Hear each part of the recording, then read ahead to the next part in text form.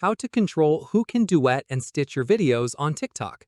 This tutorial shows you how to manage permissions for duets and stitches on your content.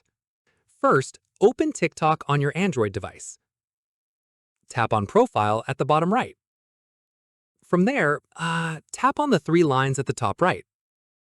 At this point, tap on Settings and Privacy. From there, scroll down and tap on Reuse of Content.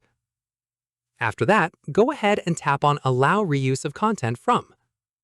From there, choose between everyone, friends, or no one, depending on who you want to allow.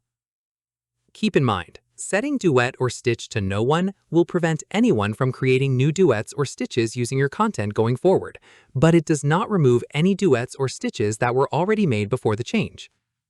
Finally, go back to privacy settings and confirm your duet and stitch preferences are saved correctly. And that's it. If this guide helped you control who can duet and stitch your videos, give it a like, subscribe for more Android tutorials, and tap the bell icon for updates. See you in the next one.